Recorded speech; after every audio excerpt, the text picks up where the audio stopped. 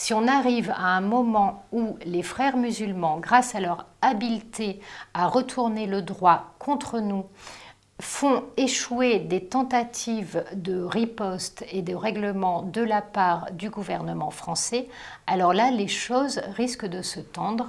Mais je crois qu'aujourd'hui, j'aimerais beaucoup entendre M. Darmanin et M. Macron sur ces questions-là, parce que c'est la seule assurance pour qu'ils agissent vraiment.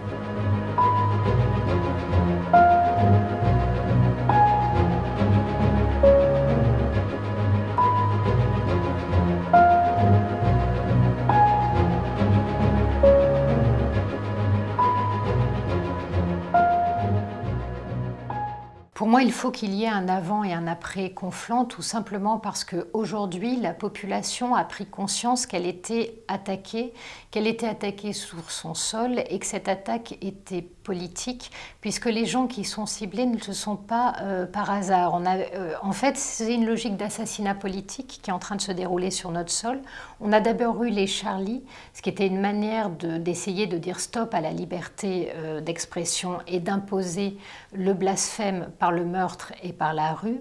Et aujourd'hui, on s'en prend aux figures de l'autorité, à celles qui sont censées défendre et incarner les idéaux de notre État, qui sont les instituteurs, qui peuvent être les pompiers, qui sont les policiers. Ces professions-là ne sont pas ciblées en vain.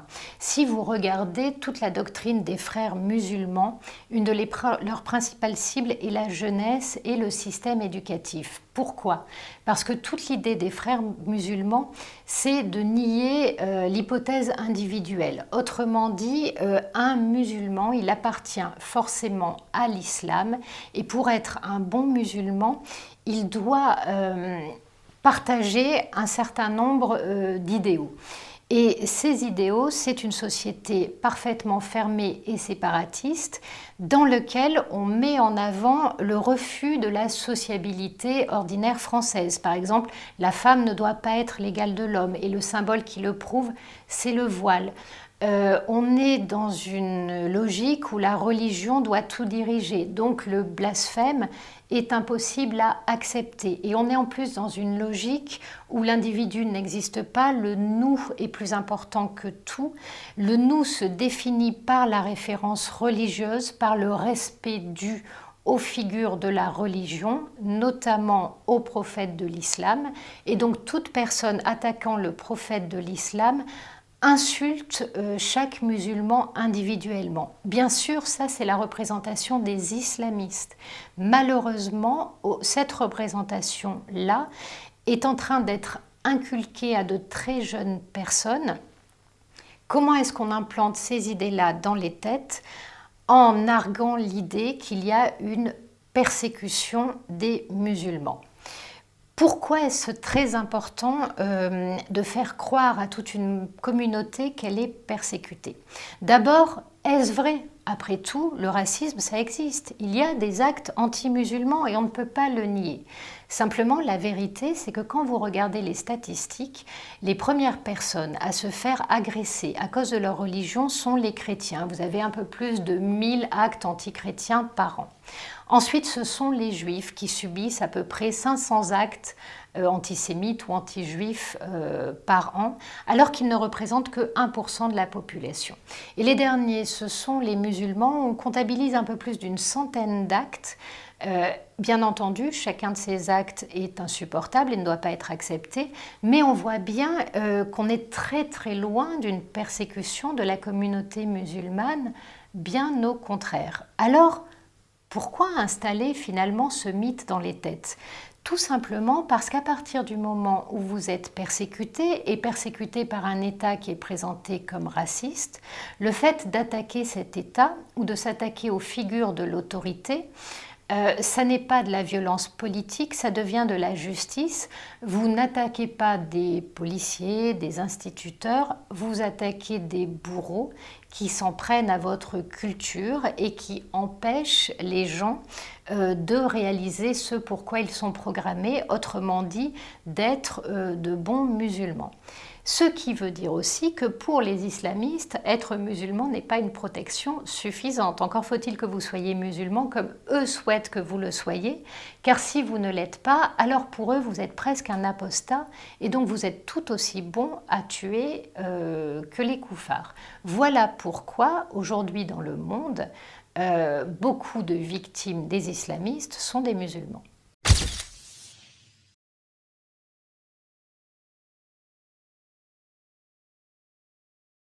Alors, l'évolution de la classe politique par rapport à l'islamisme a eu lieu, en tout cas chez Emmanuel Macron, elle a lieu un petit peu avant l'attentat, puisque dans son discours sur le séparatisme, pour la première fois, il fait le lien entre le développement de l'idéologie des islamistes, entre le travail des salafistes et des frères musulmans sur le territoire et les passages à l'acte que nous constatons.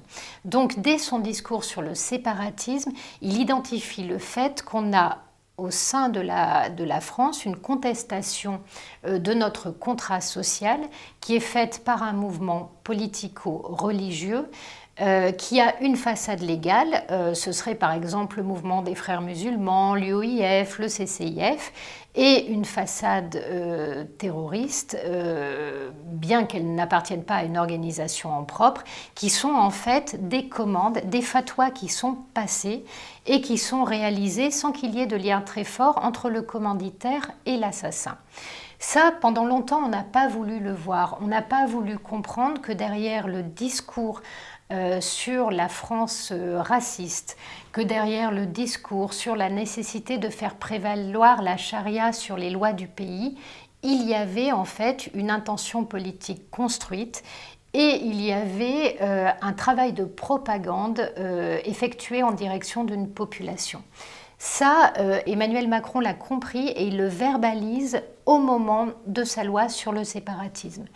Ensuite, au moment où il rend hommage au professeur, on a le sentiment pour la première fois qu'il est ému et qu'il habite sa parole.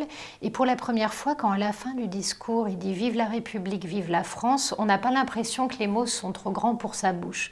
On a l'impression que pour la première fois, il sait peut-être ce qu'il dit quand il dit cela. Après, on a été beaucoup trompé et beaucoup baladé par des annonces de communication qui ne se sont pas traduites par des actions. Il semblerait que cela change parce que M. Darmanin a indiqué qu'il allait en fait frapper au cœur, autrement dit s'attaquer vraiment à l'hydre islamiste et en s'attaquant à ses relais et à ses personnalités. Et cibler le CCIF, cibler Baraka City, cibler un certain nombre d'organisations, dont l'UOIF devrait d'ailleurs être en tête, c'est un acte courageux et ça pourra avoir des effets.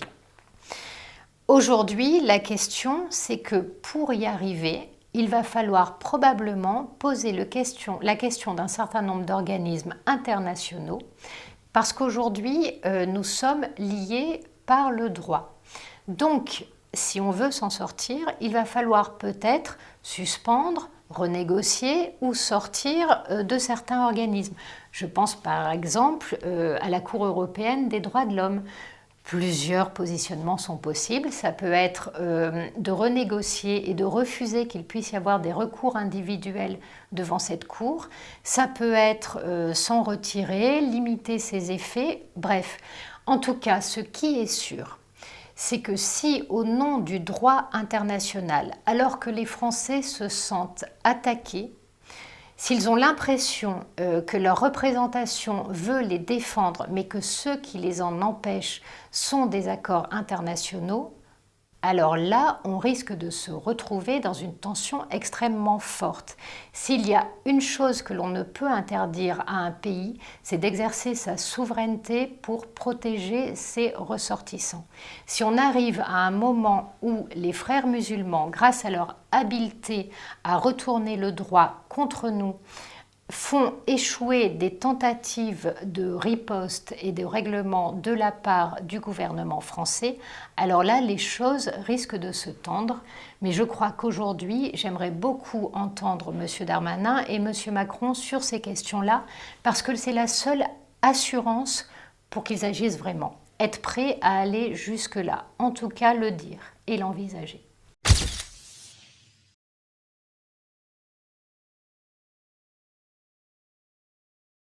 Jean-Michel Blanquer a effectivement dit que l'institution Éducation nationale n'avait rien à se reprocher. Permettez-moi d'en douter. D'abord parce qu'un certain nombre d'éléments de l'enquête montrent que ce professeur se fait contester par un islamiste. Nous avons tous vu les vidéos.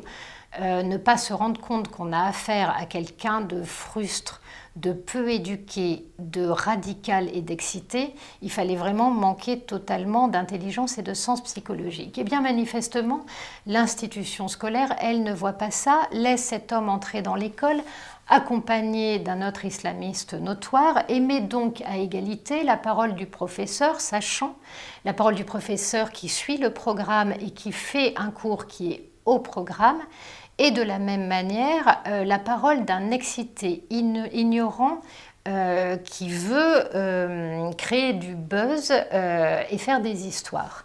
Et on le voit ensuite puisqu'on voit qu'une lettre d'excuse a été écrite par la principale, que le professeur a dû s'excuser devant sa classe, il y a déjà quelque chose qui ne va pas. Déjà, la première chose, c'est quand on veut rétablir l'autorité, bien entendu, le pas de vague, c'est hors de question. Sauf comment rétablir l'autorité quand vous bâtissez des carrières sur le pas de vague? Comment faire des vagues quand on ne vous explique pas qui sont les islamistes, de quelle manière ils procèdent et quelles sont leurs méthodes? Donc aujourd'hui, oui, il y a eu très clairement défaillance de l'institution. Pourquoi? Parce qu'il va peut-être falloir qu'un certain nombre de personnels de l'éducation nationale se rendent compte que l'école, c'est pas le McDonald's, on vient pas comme on est et on choisit pas son menu. Quand on est là pour être instruit et qu'on ne connaît rien, on se tait et on essaie d'apprendre. C'est peut-être la meilleure posture pour s'en sortir. Il serait peut-être temps de dire des choses aussi évidentes que cela aux enfants comme aux parents. Donc là-dessus, les choses n'ont pas été réglées. Mais pire encore, la rentrée arrive. Sincèrement, quand vous savez que 54% des enseignants dans les zones prioritaires censurent un certain nombre de leurs cours, notamment par exemple les cours pour la Shoah, vous pensez vraiment que dans cet endroit-là, ils vont avoir envie de faire un cours sur la liberté d'expression? Vous pensez vraiment qu'ils auront envie de prendre le risque? Moi, je ne suis pas sûre que j'aurai le courage de le prendre. Alors pourquoi je le leur demanderais? Pour avoir le courage de le prendre, il faudrait qu'à la rentrée soit organisée une journée entière sur nos fondamentaux pendant lesquels on se positionne très clairement en disant une nation, un pays, ça a une identité. Cette identité, elle n'est pas excluante, elle peut être accueillante, on peut donc être intégré, on peut être assimilé à cette identité-là, mais elle n'a pas à bouger parce que des gens à l'extérieur arrivent. Quand ils arrivent, ils doivent signer le contrat social auquel nous avons tous souscrit. Ils ne sont pas là pour le renverser, le mettre cul par-dessus tête et installer une autre culture. Ça aussi, il faut le dire de façon extrêmement claire. Et il faut le faire passer en apprenant à tous les enfants, parce que je suis désolée, être né de parents français depuis des générations n'implique pas forcément qu'on comprenne et qu'on connaisse le contrat social qui nous lie. Donc cette intégration, elle est destinée à tout le monde et elle doit être très claire. Voilà quels sont vos devoirs, voilà quels sont vos droits, mais surtout, on commence toujours par les devoirs, parce que ce qui nous a unis en tant que nation, quel est le premier geste qu'on fait? C'est un geste de sacrifice. On en rabat sur notre souveraineté pour créer une nation et une souveraineté nationale qui nous protège tous et nous unit tous sur un certain nombre d'idéaux. Donc le premier geste que l'on a, c'est un geste de devoir. C'est un geste d'acceptation et c'est une façon d'en rabattre sur nos particularismes. Ce geste-là, il doit être valorisé. La grandeur et la beauté de ce geste, elle doit être transmise. Et pour ça, je suis désolée, pour transmettre ce qui fait notre contrat social, il n'y a pas de liberté pédagogique qui tienne. Autrement dit, si un professeur ne comprend pas qu'en tant que professeur, il est là pour transmettre les bases de notre civilisation et ce qui fait de nous un peuple libre, démocratique et républicain, alors c'est qu'il ne comprend pas son travail. L'éducation nationale, elle transmet ce contrat social et nos obligations citoyennes. Elle n'est pas non plus à la carte et elle ne fonctionne pas selon le desiderata des intervenants à l'intérieur. Peut-être que si là-dessus on était extrêmement clair, on empêcherait l'intrusion de parents venus contester à la fois nos programmes, ce que nous sommes, nos modes de vie et notre contrat social.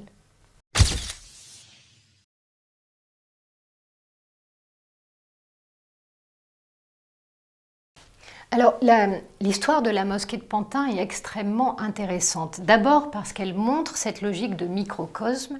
Autrement dit, quand le parent d'élève décide de diffuser son brûlot sur Internet qui va amener à l'assassinat horrible de M. Paty, il est repris par qui? Il est repris par toute une islamistosphère dans laquelle la grande mosquée de Pantin est loin d'être innocente puisqu'elle va diffuser à la fois l'appel du père, mais surtout elle va diffuser sur les réseaux le nom du professeur et le collège où il exerçait. On voit bien que cette responsabilité, elle est énorme. Est-ce que c'est une maladresse? En fait, pas du tout. Le responsable de la mosquée de Pantin est un homme extrêmement connu, dirigeant de l'Union des musulmans du 93. Si vous prenez des photos, mais depuis 2014-2012, vous allez voir à peu près tous les gens qui pèsent sur le département en photo à côté de M. Héniche. Pourquoi? Parce que M. Héniche se vantait de pouvoir faire et défaire les élections en pouvant se faire porter les voix de la communauté musulmane à droite ou à gauche selon l'intérêt de la communauté que lui, bien entendu, représentait. Voilà pourquoi on le voit en photo avec tout le monde, avec la droite, avec la gauche, avec M. Bessiza, avec Mme Pécresse, avec M. Bartolone. Tout le monde est allé baiser l'anneau du président de l'UAM 93. Et pourtant, au moment où tous ces politiques font ça, l'UAM 93, elle ne cache pas son jeu. Elle a toujours été contre la loi de 2004 interdisant le voile à l'école et elle l'a toujours été de façon extrêmement virulente.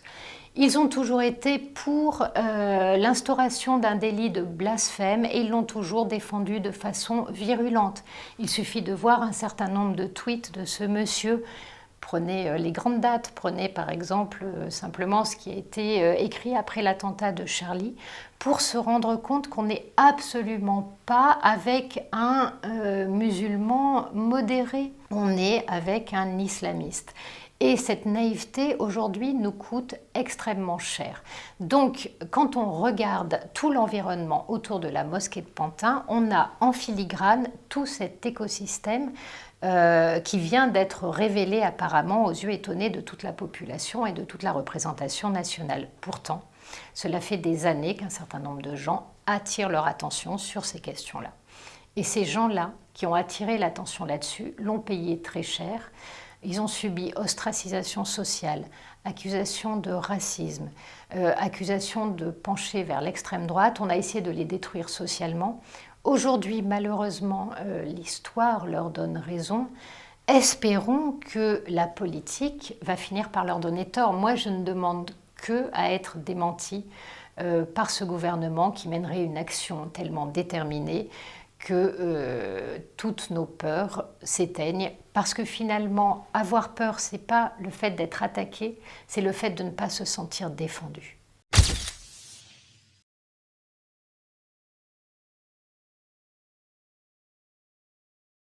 Alors ça me rend vraiment malade parce que si j'attends quelqu'un sur ces questions-là, c'est la gauche. Parce que pour moi, la gauche, elle pose dans son histoire un idéal d'émancipation. Elle porte dans son histoire un idéal d'union sur un certain nombre de valeurs. Et surtout, elle porte dans son histoire la croyance que rien n'est au-dessus de la raison humaine et que par l'usage de la raison, par le débat, les hommes sont capables de se donner des lois, sont capables de s'élever. Et que fonder quelque chose sur la raison, ça n'est pas refuser la spiritualité. L'exigence qui est au cœur du contrat de société, du contrat citoyen français est extrêmement exigeant. Il demande aux hommes d'en rabattre et d'aller vers autrui. Autrement dit, l'égalité, c'est considérer l'autre comme son égal, le regarder face à face, lui accorder la même dignité. C'est pas évident. Nous sommes des prédateurs, on a du mal à accepter la contrariété. On fonctionne selon une logique. Notre cerveau, par exemple, est extrêmement binaire. Quand on se sent diminué ou atteint par quelqu'un, notre cerveau ne connaît qu'une réponse, c'est l'annihilation de la menace. Toute la civilisation, elle nous a amenés à considérer l'autre comme un autre soi, pas comme quelqu'un que l'on devait éliminer s'il nous gênait, mais on doit apprendre à vivre les uns avec les autres et pour que ce soit possible, à le faire en se donnant des bases communes qui sont autant de liens. Ces liens ne sont pas des liens de domination, ce sont des liens d'échange. Or, aujourd'hui, cette gauche qui devrait être l'héritière de toute cette beauté-là, trahit toute son histoire. Elle se tait. Aujourd'hui, alors qu'un certain nombre de personnes ouvrent les yeux et prennent conscience de la situation, la gauche est à nouveau en train de tenir la porte des islamistes et à nouveau en train de débiter comme un mantra cette idée de persécution des musulmans qui ne rend même pas service aux musulmans eux-mêmes, puisque ça les enferme dans une logique où la société ne voudrait pas d'eux et où donc la seule manière d'être protégée, ce serait d'aller vers les extrêmes et d'aller vers les islamistes. Eh bien, elle ne se rend même pas compte, cette gauche-là, qu'en soutenant une régression identitaire aussi forte, elle envoie des gamins dans le mur, alors que ces gamins ont leur place dans notre société, alors que ces gamins peuvent tout à fait être croyants et laïques parce que toutes les autres religions y sont arrivées. Il n'y a aucune raison que les musulmans ne soient pas capables de faire les efforts que les autres religions ont faits. Simplement, aujourd'hui, on ne leur propose pas de chemin et on les a abandonnés à la propagande des islamistes et c'est la gauche qui est responsable énormément de ça. Je suis extrêmement malheureuse de ne voir aucune voix forte de gauche se dresser dans les circonstances que l'on connaît, d'autant plus malheureuse que c'est l'école qui a été frappée et que si la gauche est censée croire en quelque chose, c'est en l'école. On a toujours pensé qu'ouvrir une école, c'était fermer une prison et aujourd'hui, on voit l'école attaquée comme si elle était finalement le produit d'un État violent et raciste, alors que c'est exactement tout le contraire, et que cette école a toujours essayé de parler d'union entre les hommes et de dépasser toutes les questions de couleur de peau, de religion. Et voilà qu'aujourd'hui, ce sont toutes les violences extérieures qui rentrent dans l'école.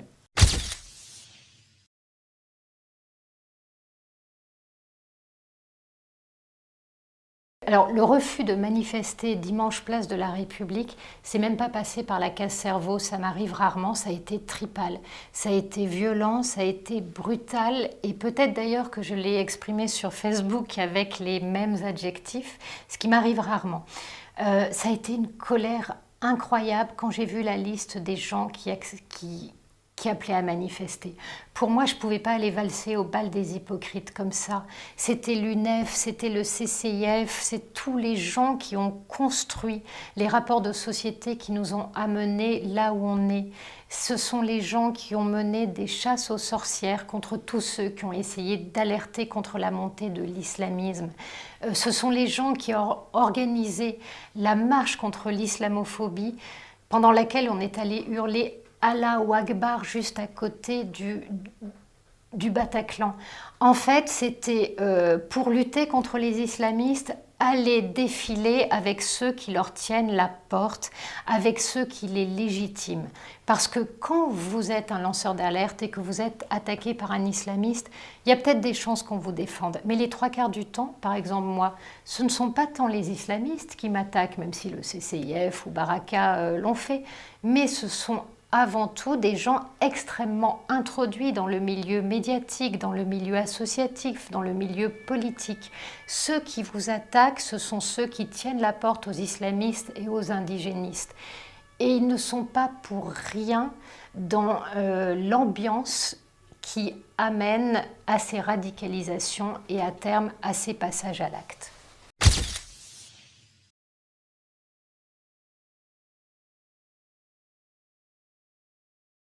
Si cette affaire nous a ouvert les yeux, c'est sur l'existence finalement de ce microcosme qui a mené au passage à l'acte. Ça nous a aussi ouvert les yeux sur un certain nombre de complicités.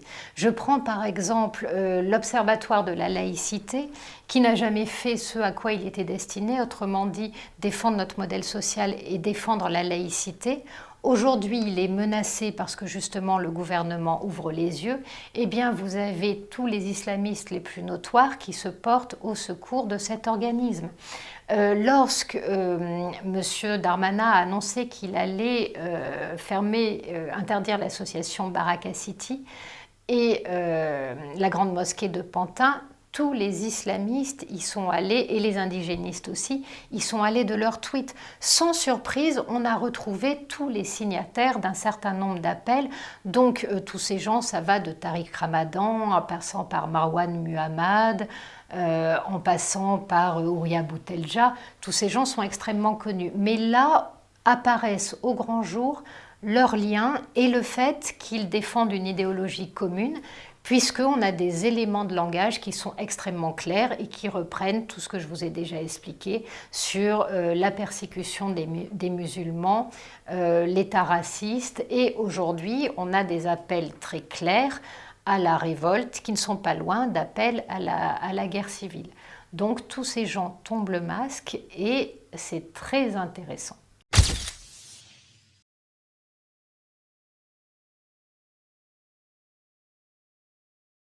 J'ai le sentiment qu'il y a quand même un avant et un après. C'était quand j'étais plus jeune, je me suis souvent interrogée, et comme tout le monde, j'ai tenu le discours des résistants de 43 en disant ah ben bravo, une fois que certains sentent le vent tourner, tout d'un coup ils se laissent pousser le courage. Et puis un jour j'ai eu une discussion avec quelqu'un qui avait vécu cette période-là et qui est quelqu'un de très bienveillant et de très ouvert, et qui m'a expliqué, qui me dit, tu sais, l'être humain est curieux. Par exemple, pourquoi aujourd'hui on a l'impression qu'un palier a été franchi, alors que finalement, si on prend l'histoire d'Ozara Torah, dans lequel vous avez un enfant tétine à la bouche qui est abattu à bout portant, dans lequel une petite fille qui n'a même pas 8 ans est tirée par les cheveux pour qu'on lui mette une balle dans la tête, c'était déjà une horreur sans nom, on n'aurait déjà pas dû s'en relever. Pourtant, ce n'est pas ce qui s'est passé. Je ne crois pas que ce soit, beaucoup de gens ont dit c'est parce que ça s'est passé dans une école juive. Je ne crois pas, peut-être, mais moi il me semble qu'il y a autre chose qui peut expliquer ça. C'est, vous savez, l'effet de saturation. Autrement dit, vous encaissez une première horreur, vous en encaissez une deuxième, une troisième. Et il y a un moment, il y a l'horreur de trop, celle que vous ne pouvez pas encaisser. Et là, on voit finalement tout notre corps social n'arrive pas à, entre guillemets, encaisser, digérer, accepter ce dernier attentat parce qu'il y en a eu trop, parce qu'il n'y a pas eu de temps de deuil, parce qu'ils ne se sont pas sentis défendus, parce qu'ils ont l'impression que la prise de conscience arrive, mais arrive tard. Et je crois qu'aujourd'hui, cette prise de conscience collective, elle nous oblige, et elle nous oblige à la fois en termes d'action pour le gouvernement, mais aussi elle nous oblige à libérer la parole et à vraiment combattre l'islamisme, et à le faire peut-être aussi parce qu'il y a sur notre sol un certain nombre de musulmans qui aussi détestent les islamistes, qui aussi aspirent à la liberté individuelle, qui aussi aspirent à l'égalité, qui aspirent en fait à la promesse que porte l'État français. et qu'il faudrait qu'on les montre bien plus à nos côtés qu'on ne le fait actuellement.